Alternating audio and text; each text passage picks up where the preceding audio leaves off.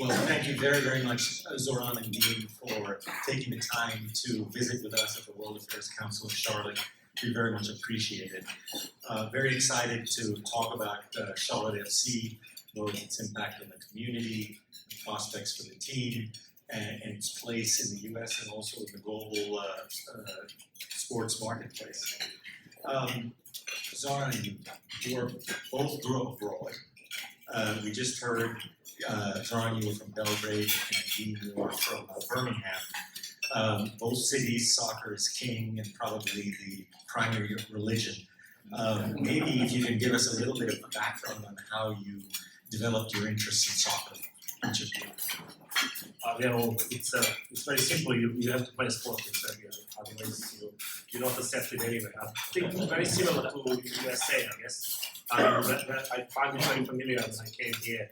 The sport is everywhere. Wherever you turn around, it's everywhere playing sports, whether you are young or old or very old. So it's growing up and going to high school and I played every single sport.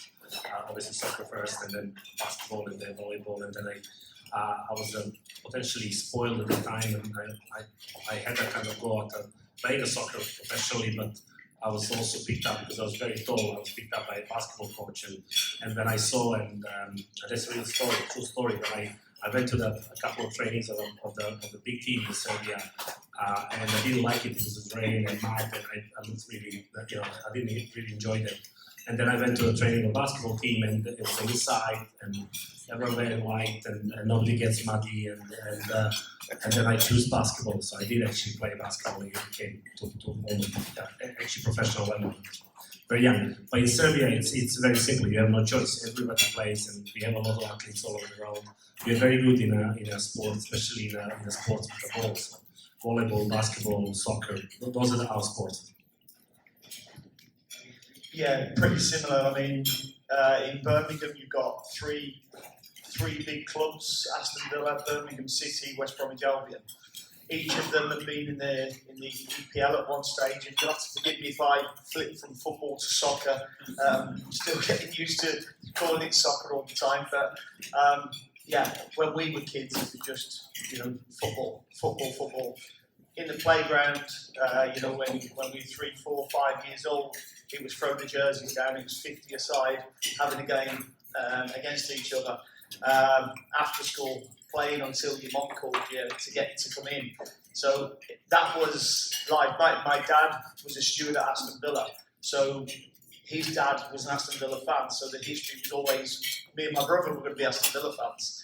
So we became supporters of the club, and we would be out all the time playing football. And I actually put my career down a lot to the fact that I played football with my brother's friends. So my brother was 2.5 years older than me, so I was actually always playing up 2.5 years, and it helped me, I think, get knocked down and get back up, because I don't think you're going to make it unless you can take the knocks as well. Thank you both.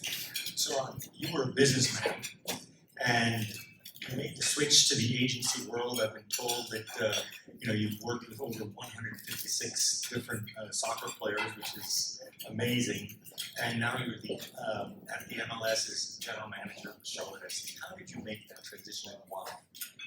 I won't call myself businessman. I worked in the financial markets in London, purely at Wall Street in the USA. And I set up my own company, a financial software company that was one of the owners, but it was a long time ago. And I got I met a couple of agents very early on.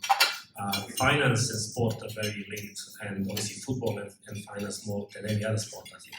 And then I met some of the agents and become a little bit impressed what they do and how they do it, and I wanted to kind of learn more, and I started learning and meeting more agents, and the bigger the agent I met, the less I was impressed with them.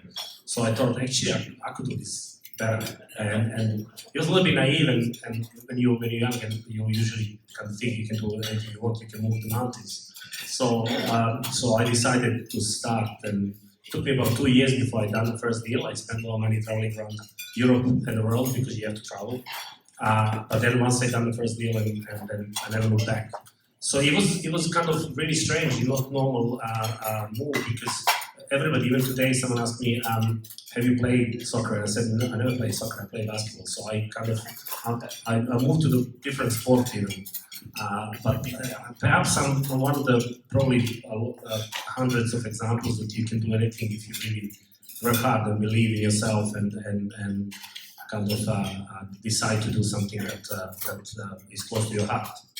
And it wasn't easy, but it's here I am now. Fantastic, thank you.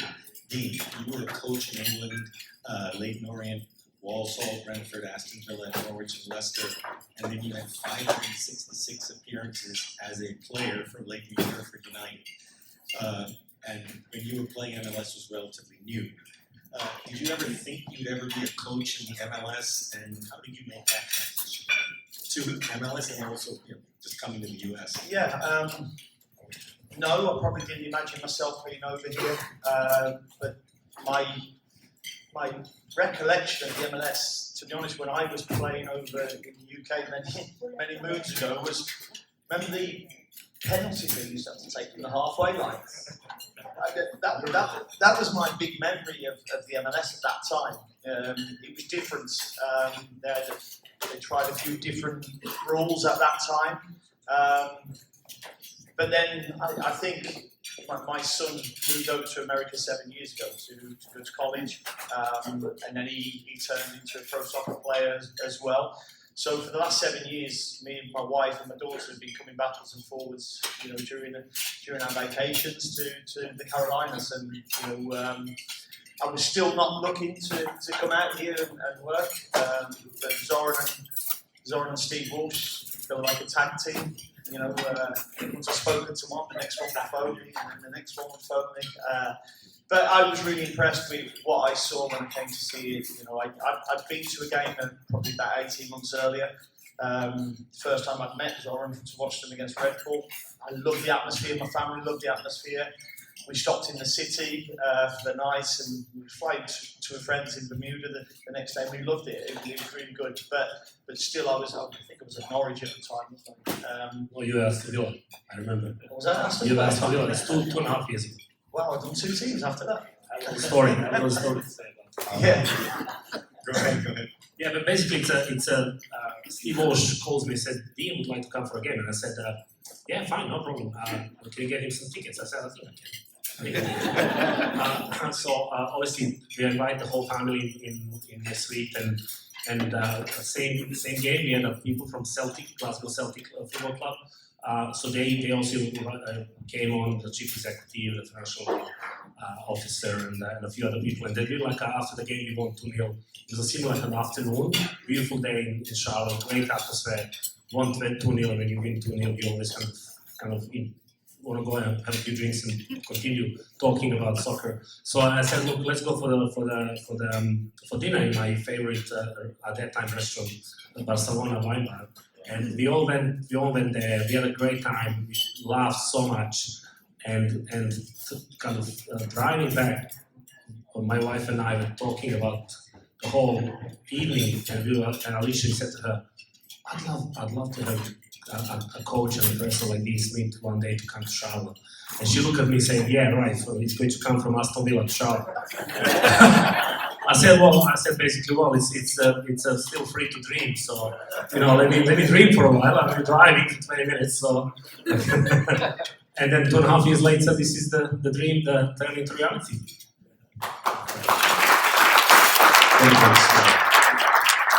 So I want to talk a little bit about Saturday's game against your arch rivals, Atlanta. 51,002 people were at the Bank of America Stadium. I just looked up the average attendance of an EPL game is 34,600, so way above that. A 2-0 win, and you had an international star join for the first time, Wilfried Zaha. And boy, there were very high expectations for him, and I think the crowd felt that he performed to those high expectations, almost causing the first goal and certainly made the second goal. And I did hear, certainly read in the press about his having a go at the team in halftime. so we weren't moving the ball fast enough. So tell us a little bit about your newest hire and how he may be fitting into the game, and what do you see as the prospects for Charlotte FC since his joining? Well, I think first of all, it's great that supporters, thought he played really well, because me and Wilf will probably say he was average, but he scored and he created one as well, and that's the sort of player that we was looking for and we needed. So someone, even when he's having a tough moment, he can come up with moments of magic, and he did that on Saturday. When you're looking for these players, you want to make sure that you've got the right characters as well. I think that's really important. We can look at lots of very good players, but if they haven't got the right characteristics that are going to be a good team player, then it's no good, because he needs people to get in the ball. He needs to be part of the group, and the good thing about Wilf is that so far, with everything what we've seen, he's been willing to be part of that group. So, as you say, I actually didn't hear him in the dressing room, in the locker room at half time, because I go with my coaches for 3 or 4 minutes, and I go and have a look at a couple of clips that I want to speak to them about. I leave the players for 3 or 4 minutes and then come in after. So it was interesting to hear him say that, and that's what that 3 or 4 minutes are for. It's for the players to talk amongst themselves. I mean, the first thing I ask them, when I walk in the dressing room is, what you're seeing, what you're feeling, what you're hearing, and ask them for their observations during the game. When you ask them for their observations, whether they gel with what you think or not, what do you normally do next? Yeah, so I've usually got only 2 or 3 points. You've got 15 minutes from the time the whistle goes until you kick off again. So you haven't got too much time to give too much information to players. And, my experiences tells me that players don't take in too much information at that time anyway. So it's basic points that that we can do better. And it's always good that you can follow it up with some clips. So, because we all learn differently. So being told and seeing, you're covering 2 parts of it straight away. So is your communication strategy as a screamer or one with more British reserve? It depends. I can use a little bit of both. In general, I am quite calm. Last week at Seattle, and I apologise to Christy, I wasn't so gentle after the game because it wasn't a great performance. Thank you for that. Zoran, you were recently quoted in the Charlotte Business Journal about the club wanting to be a powerhouse, but in a smart and strategic way, and that we're trying to plan a sustainable, well-run club that gets better every year. How do you do that? I thought this was off the record. Charlotte Business Journal. Sorry. Be careful for now. To be honest, this is not coming from me. This is coming from the ownership. Dave and Nicole Pepper, they wanted us to build a club that is number one smart, because I think this is how Dave runs his businesses in a smart way.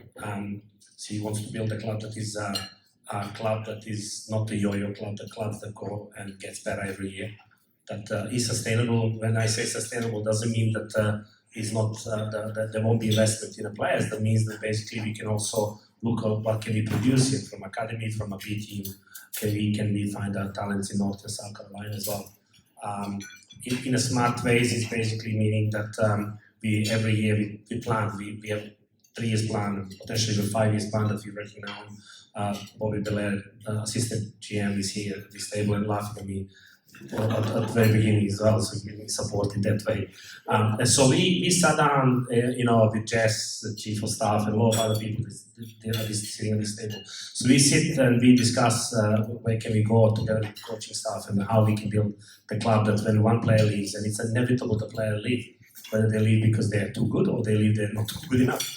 They have to leave, and it's our decision to make that actually happen in the middle of the season or at the end of the season. But the bottom line, we have to build a club that lasts. That we want to build a club that plays the Champions League, the club that wins the trophies. And to do that, you cannot just buy the players. You have to have a whole infrastructure We have to bring the right coach, right training facility, the right people running the club. Once you have all that, then you're ready for potentially a big name player, superstars, and this is what exactly happened.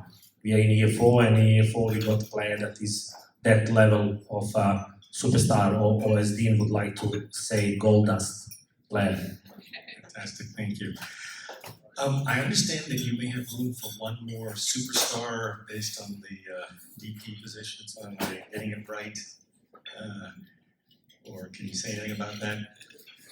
You seem to be very well informed. Better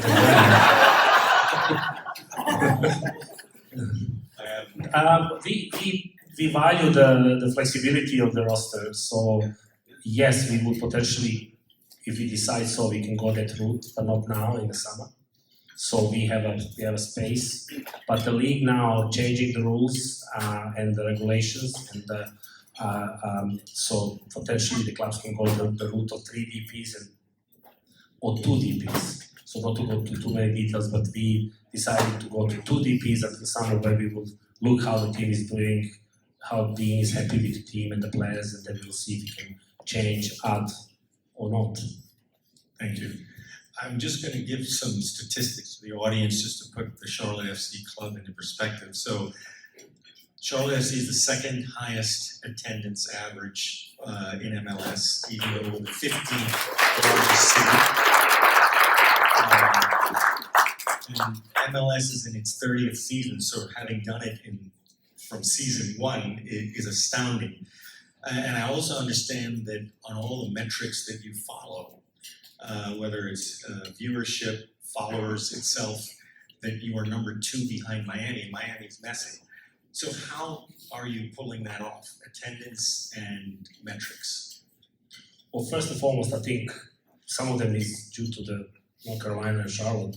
I think this is a soccer city. As much as it's an NFL city or basketball city, I'm personally impressed and surprised to see how many fans and how many people love soccer in this city. I didn't feel that way traveling before I arrived here across America. I'm traveling now across America extensively with the team. I don't see when I go to other cities that the fan base is as big as we have. So this is not only us achieving, this is the people and citizens of North Carolina, South Carolina, and Charlotte. You know, obviously helps that we have an ownership who is willing to invest and bring this soccer team into the Charlotte.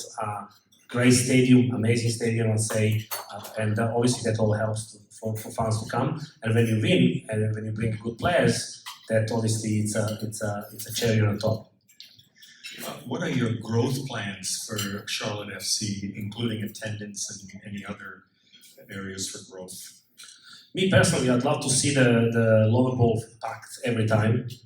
That would be great. We have, I think, 35,000 lower bowl, and that would be amazing to have that number of every game on regular basis. And then for specific games, special games, playoff games, maybe to kind of go into the 50s and 60s like it was the first game the other day, and then see where that takes us. I mean, I think this would be the next step. I think step by step we need to start increasing the audience. I think winning games and winning championships, that will help. Dean, what are your fundamental coaching principles to make Charlotte FC a premier team in MLS? I think I've spoken about this quite a few times in the press, but I look at one of the main things that I wanted to be when I became a coach was I want to be a coach who I would have wanted to be coached by. So people always say to me, which coaches did you learn from the most? I probably learned from the ones that I didn't like. And I was like, I'm not doing that. So for instance, and I'll just give you an example, one player plays against Seattle and then I'm leaving him out the next game. So I'll bring him into my office and tell him exactly why I'm leaving him out. Because if I don't, he's got no idea and he doesn't know how he can do anything about it. So I think for me, leadership is 3 things. You've got to have empathy. You've got to be able to empathise with the people you work with, and you've got to have humility. and you've got to have conviction in your decision making as well, because you've got to be a good decision maker. But you learn that from experience as well. You know, I wouldn't expect any member of my staff, whether it's player or to do something that I wouldn't be prepared to do as well. I think if you work that way and treat people right, because although we're dealing with athletes, we're dealing with human beings as well, and you know they're all emotional. They can all be emotional. You can be emotional as well, and sometimes you just have to rationalise it and you know give yourself a day or two before you revisit things. So I'm going to ask the first of my naughty questions, and this one is... What, the others have naughty? We'll see. General managers and coaches across sports sometimes don't get along, sometimes they get along extremely well, and then there's responsibilities that sometimes overlap, or they sort of overlap even if they shouldn't. How do you both manage those responsibilities, and maybe a little bit about if you disagree with each other, how do you resolve those disagreements if you have any? I mean, I can speak first, and I can't speak for Zoran, but we talk. You know, it's like it's like being married. You don't sleep. But you have to talk, and you know, I remember one of the first very meetings we had with Dave Tepper, and he said, "You've got to be able to debate. You know, debate is healthy, and you know." If I'm not sure about a certain process, then I'll ask why you have done that. Or if we're bringing a player, or if Zoran wants to come and ask why I've made substitutions, we can do that. We don't always have to agree, because that's the game. The game of football is random anyway. You know, so but what you do is you talk and you debate, and then when we leave an office, you know, it's both our decisions. Yeah, I'll be worried if you agree with everything we did, because that's not how the world of sport works, really. It's, we have a different jobs, but we have to, as Dean said, we have to talk. We have to work together very closely. I have to explain everything I do and front office do, and we do explain that, and Dean explains to us everything. We have a lot of meetings. We are every day together. I mean, you know, sometimes I think we are maybe too often together, so sometimes I need to give space to breathe from us. But look, this is a long season, and we spend a lot of time. We just spent 4 weeks in a pre-season together in Miami and California, and then we going out to Miami and then coming back from Miami. It's sometimes it's not easy. So if you have to respect each other's space, you have to respect the person. You know, when you win, it's always good, you know, because you laugh, you everything is positive, but then it's very roller coaster, this work we do for both coaches and the front office, so that there's no difference in that sense. So when you lose, you go down, when you win, you go up, and the whole season is like that. Hopefully we'll be going this way more than going down. But it's just communication, I think, the key. Being honest, communication, and respect, I would say. Thank you. We'll elevate this to at the America level and global, which is you've already hosted the Copa America semifinal, 70,000 plus in attendance, in Real Madrid versus Chelsea, and now you've earned the rights to the 2025 FIFA Club World Cup, and rumors that you might be hosting a training site for the 2026 World Cup. Talk a little bit about how Charlotte FC is rising above the MLS league to get more global attention, and what are your goals for the next year and a half, especially with both the Club World Cup and the World Cup coming up? I think the whole MLS is getting global attention right now, and it's not because of only Messi or for the superstars arriving. I think it's simply because investment of the owners and the infrastructure being built, the stadiums being built, the fans base, and I think I read somewhere that we are on the top 3 or 4 leagues in actually attendance, average attendance in the world, which is amazing. I also think that helps that the Club World Cup is taking place here, but also a lot of big clubs in Europe coming in the USA every year to play the friendly games. And then they see who they're playing, they see the level, they see the facilities, and I have a lot of friends, same as Dean, and every time they come, they are impressed. You know, so it's it's a long process. It's a marathon. It's not a sprint. So the league is getting better. The fans are getting learning the game a little bit more, and then we have more and more fans. And that there's only one way for USA Soccer. I think it's a way up. I have no doubt whatsoever. And I'm very impressed with where, let's say, the MLS as a league was 10 years ago and where MLS as a league is now. And clearly the World Cup will probably, hopefully, elevate that to the next level. Thank you. Yeah, I think exposure is the biggest thing. You know, the more exposure the country can get for soccer, the better it can grow. You know, I mean, having the Copa last year, now the Club World Championships, then the World Cup, that can only help, you know, the soccer grow in this country. I mean, because the MLS is growing, but in Europe it's tough, and I know this personally because, you know, my friends want to watch our games, but we're kicking off at 7:30, it's 12:30 in the UK, you know, and in Europe, so it's tough to watch the games, and you end up going and watching them back on Apple afterwards. And my friends keep asking me why there's a black screen at half time, that I keep looking at the television. But it's it's got to have that exposure to keep growing, and I think it's got it with the competitions it's getting at the moment. So my second naughty question, which I'll give you some context to it, and that is I was lucky enough to be here for the 1994 World Cup. Went to 7 of the games, including the semis and the finals. And what I remember the Soccer Federation talking about is the U.S. men will be a world power in 25 years. And it's not. And I guess the questions I have is, there's money in this country more than any place else on the planet. There are athletes in this country that are the best in just about every field other than soccer. And we have the venues, we have huge stadiums, much bigger than in Europe. We have television and global publicity, and the women keep winning the World Cup. And so why is it that on the men's side, we can't seem to get our act together? I'm sure there's a lot of reasons, but I'm curious why we can't do that.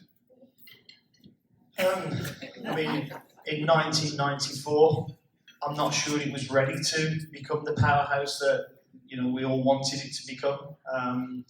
You know, football, and I talked to Miles Joseph a lot about this, and he has to remind me because he's from Clemson College, and he talks a lot about college. And, you know, my son went to NC State, talked a lot about college. You know, college in Europe's not as big here, but then he reminds me, and rightly so, the MLS is only 30 years old.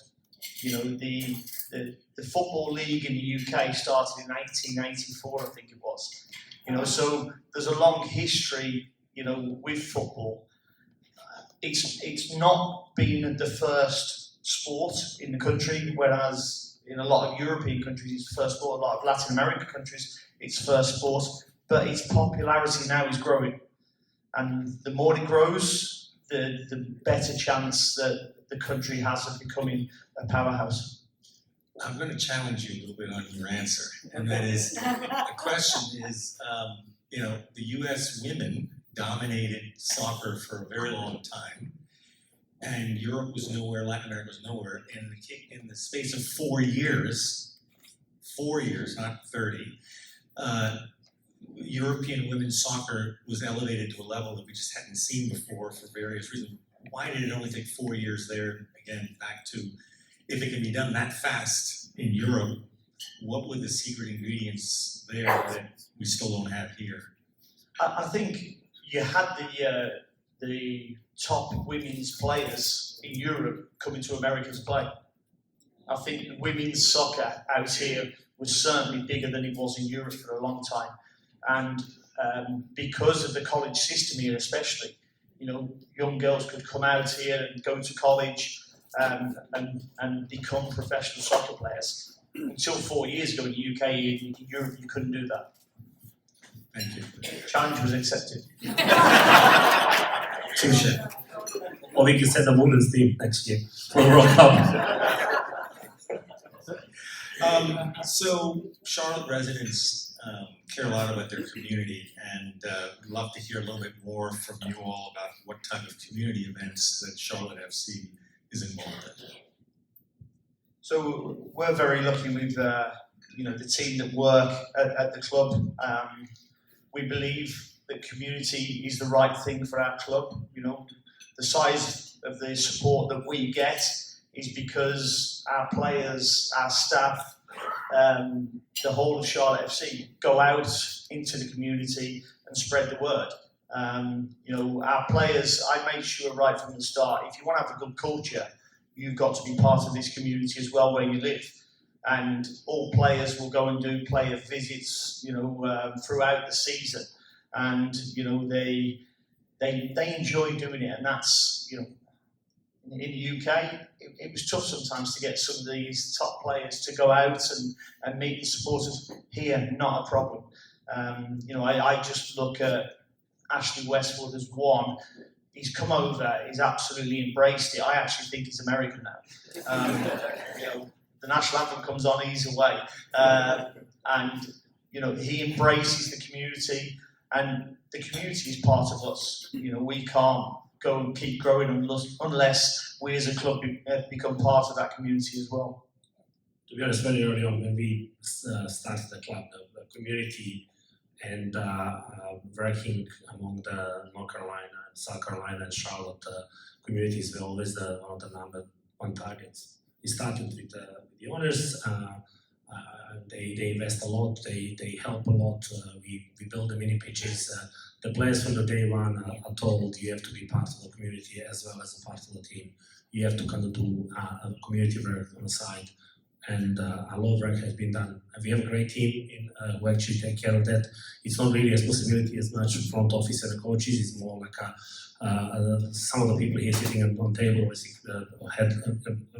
led by Christy, but I think the more we do in community, I think the community will pay back with supporting us, coming to the stadium and becoming fans. Is there anything in particular that you would like the community to do more of? Or how else can we help you be successful? Well, number one, I'd like them to come against Cincinnati in 2 weeks' time and fill the stadium. That would be my first. If you can come close to 50,000, I think I'll be very happy. That'll be our target. I know we've done an open day training event last week. We had to rearrange it a little bit and put it back a few hours because we got stuck in Seattle.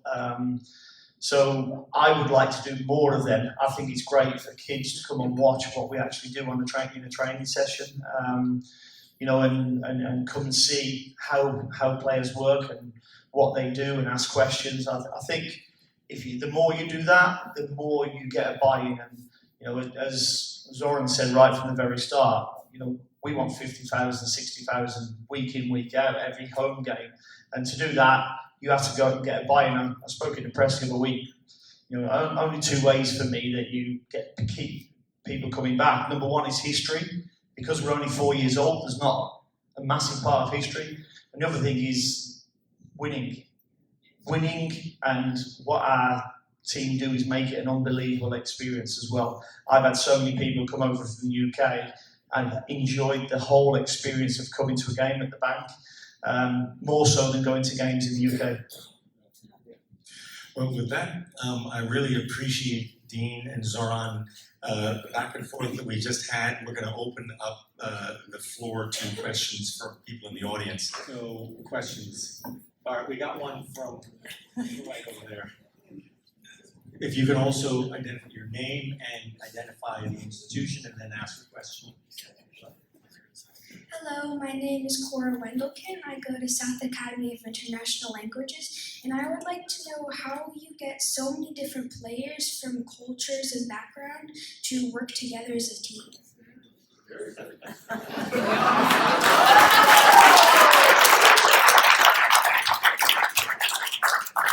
Cora, you can drop the mic now. I think one of the things that I spoke about earlier was my job as a coach, I believe, is to help football players become better players, but also help them become better athletes, become better human beings if I can. And by doing that, I have to show them respect. My coaches have to show them respect as well. And then we have a learning plan for the players because they're all different and they're all at different levels. I learned a lot about coaching when I was only in my first year. And I'll tell you a quick story of when I was coaching. I had a player who he didn't have much of a filter. So every meeting I had, he would just shout out what he was thinking. And I was like, he needs to get a grip, he needs to calm down. But you know what? It was the best thing I've ever had because I need to coach players. I need to know what they know before I can coach players. So my whole bit of coaching now is around asking them questions to find out what they know. But not just about the game, but about their lives off the pitch, how they were brought up, what their learning experiences are, because I need to get to know the whole person. And I think if you do that, and we changed the name of the analyst room to the learning zone, and the players have bought into it now, so they're used to me asking questions, they're used to asking each other questions, and I just think that helps to bring a real harmony between different cultures because we're learning about them all the time. We've got one player in the squad, we've got a member of staff who's it's Ramadan at the moment, and the learning about that from some of our other players has been extraordinary. It's great to see. Great question. More questions? Okay, we've got one over there. Yeah.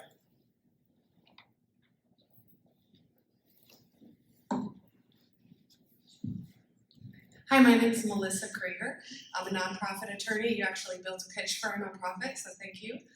I'm curious about the academy program. As a soccer player, our kids in Charlotte are really interested in watching Kevin and all the other academy kids around the U.S.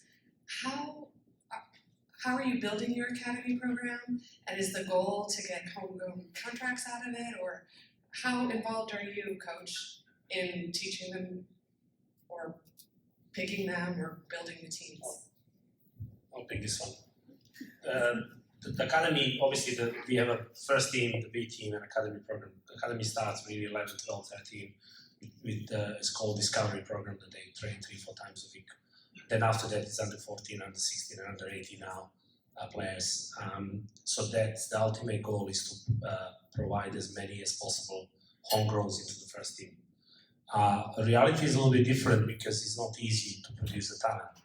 You start early, ideally you start at the age of 10, 11, 12, you train, and at some stage you go to under 16, under 18 team, and then you B team that we have. And we are very proud of our B team because they have good results and produce talents, which is the key thing. And then after that, they will get a chance. So Dean is very open to working with the young players. Last season, we promoted the 4 players from the B team. Academy players, homegrown players that we have only 3 homegrown players so far. Train with the first team often, go to the preseason with the first team. The more competitive the league become, I believe it'll be more difficult for the many homegrown players to play in the first team. They will be around the first team, but how many of them will go into the first team will be up to them really, their development, and we will do everything possible, and we really would like to kind of have as many talents from North and South Carolina. And we have a huge big market. It's some 60 million people in here. It's not easy because it's massive. I didn't realize coming from Europe, you can, you go from London to Paris in 5 hours, and you're still struggling around across the Carolinas in 5 hours. So it's not easy to scout and to bring the young players around. You have a talented rally. It's not easy to bring them and to leave the families. There's 3 hours difference, 3 hours drive. So having said all this, we are really trying hard to kind of bring as many as possible. It's a process. It's a process that lasts many years. from someone who is at 12 to get to the under 14, under 16, under 18 to be ready. When the players are ready, I'm not talking only ready being players, they have to be mentally ready for the fans, a chance, for the weather, for traveling, for being, for playing alongside the players like Wilfred Zaha and similar, and playing against Messi, for example, as we're going to do on Sunday. So it's being ready. It doesn't only mean being physically ready. He has actually other components before the player is ready to play the first team. I hope I get close to what you expected as an answer. Great. Questions? Yes, right there. No, you, yeah. My name is Ashton Kutzko, and my question was, at first, when all the players were there, were they more open to each other about each other's experiences, or were they quiet, like to each other? So say again, when the players, When the players were first meeting each other, were they more open to their experiences, or were they quiet? You mean first meeting when they come together, or come before the game, or? When they first come together, when they first came? Yeah, yes. I mean, that was, you've got 30 players across within a 3.5 months period. So and we had, I think, 14 or 15 nationalities in a year one. So you sometimes see little groups of players who speak the same lingo in accordance, but as the season progresses, the players getting closer, and that's the job of the coaches and us to kind of make sure that the players start talking to each other, because if they talk to each other, then they'll play better on the field. Thank you. Sorry, I just completely. A locker room is like a school classroom.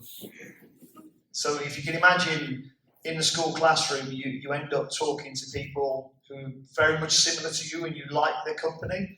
And you'll have little groups that do that, but I then have to encourage them to actually talk to other people, just like a teacher does as well, because they're going to have to work with other people as well.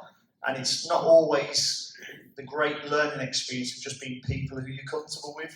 But a really good question.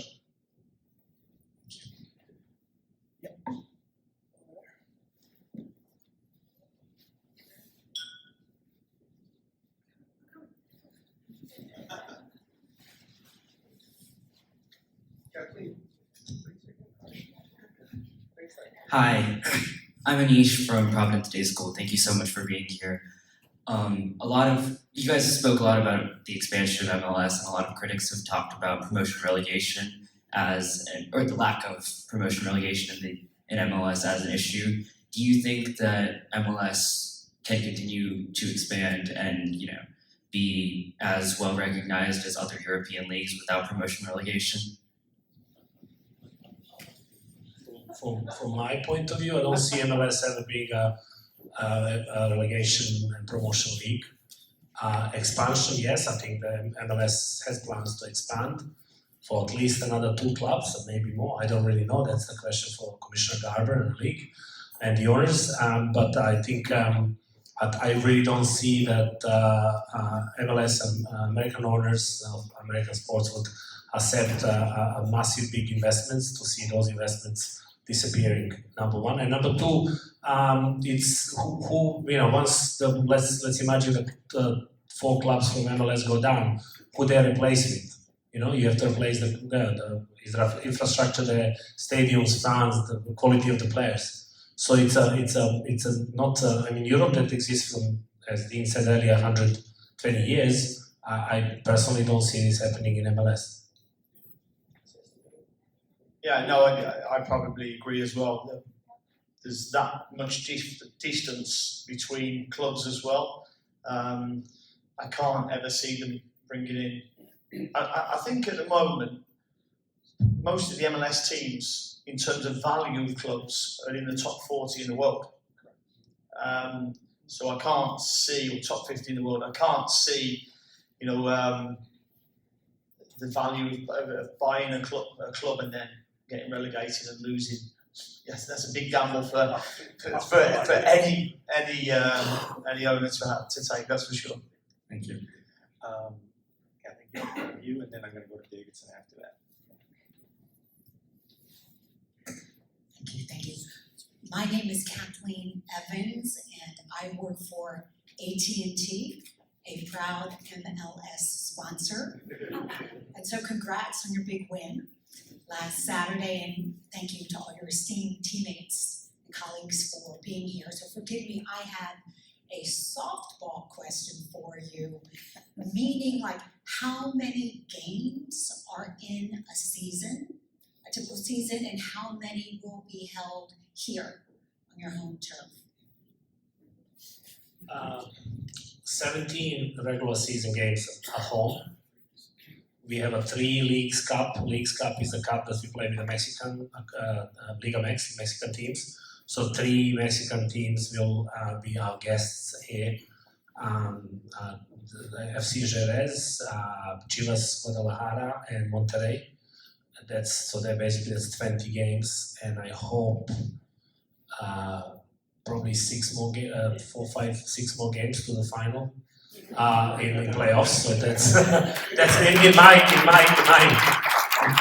yeah, I'm hopeful of that. So, yeah.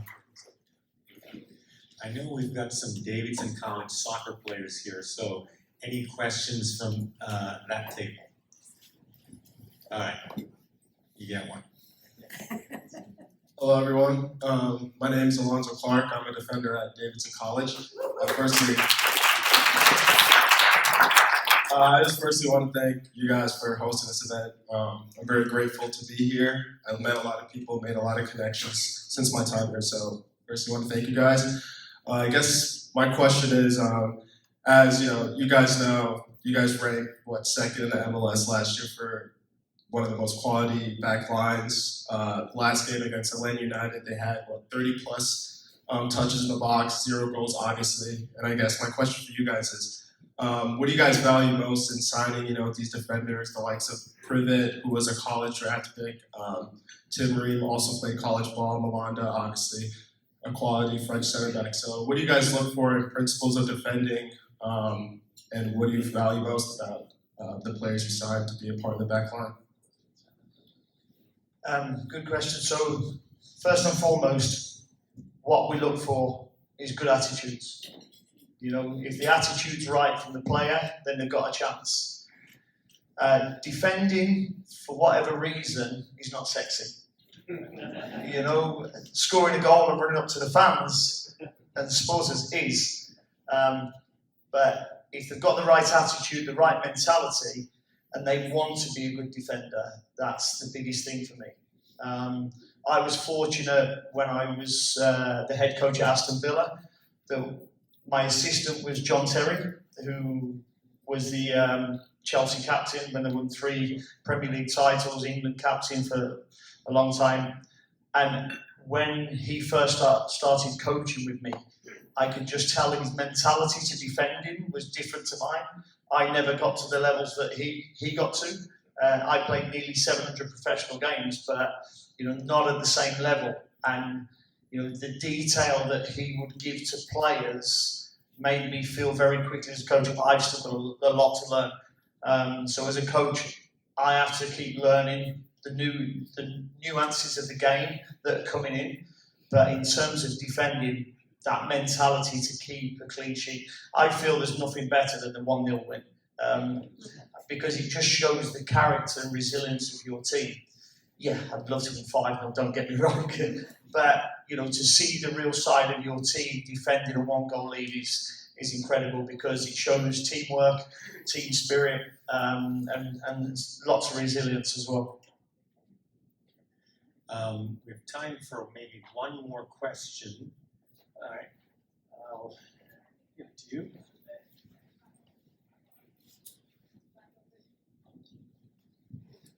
Hello, my name is Sabina Dorji and I'm part of Central Piedmont Community College. I had a question about team building.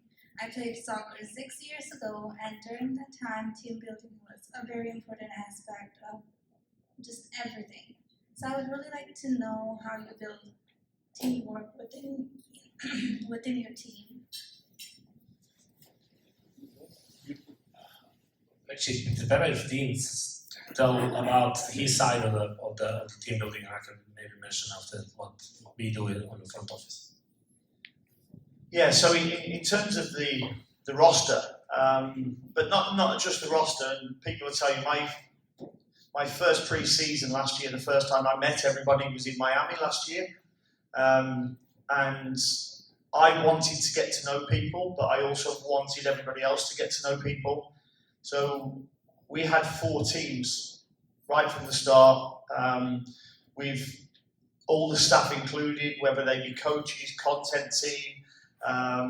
You know, Zoran wasn't because he had to judge some of the games with me, but Bobby was as well. Bobby was, yeah. So all members of staff and players mixed in with teams, and I done orienteering around the hotel where they had to find certain things. We done a swimming competition where, you know, some people who thought they were very good lifeguards weren't very good at the breaststroke. You know, because they thought it was just going to be a normal race. We almost lost the RDP.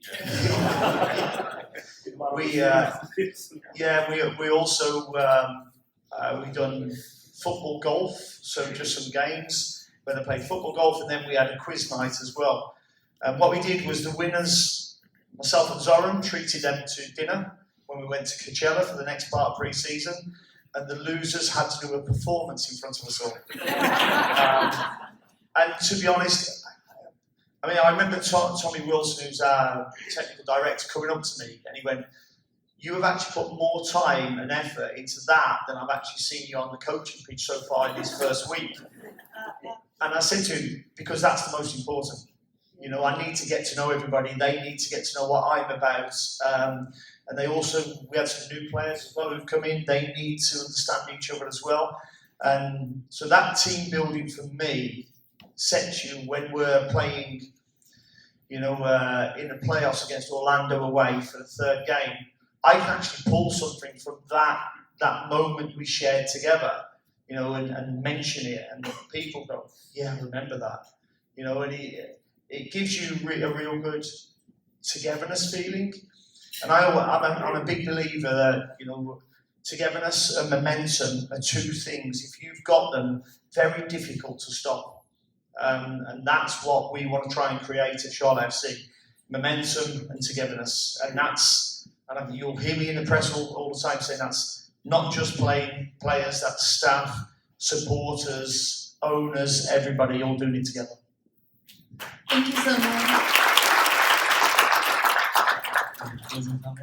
No, it's actually very true. I mean, if you to the last comment, we were in Orlando, we were stopped by the very poor referee decision. So I have to say this just to kind of get it from my chest. Sorry, rather than a team that was better than us. If you look around, and every day in every sport in America, and I follow NFL, NBA, and I follow obviously soccer. If you look at the Major League Soccer, you can see the teams with the superstars, not 1 but 2 or 3, not playing very well, not doing very well. And then you can see the teams without superstars but doing very well. It's all about team. It's all about how you build a team, trust, behavior, and you know, of course, you have to play football, soccer, and you have to be on a certain level. But how the team functions together is more important. And when we missed some very interesting, very good players, but then potentially some very big names, and we didn't bring them in here because we thought they would not be compact with what the rest of the team we have and the players that we have. It's very important for myself and very important for Dean. I know that to every player that we bring, we have to screen, X-ray in any possible way in order to be perfect player, not only on the pitch but off the pitch as well, and in the changing room, so everything can work together. Great to end on togetherness and teamwork. Really appreciate both Dean, you, and Zoran for taking the time to visit with the World Affairs Council of Charlotte. This will close out the formal part of our gathering today, but I know, LJ, you've got some closing out ceremonies for Zoran and Dean. So, Absolutely. Thank you. Thank you.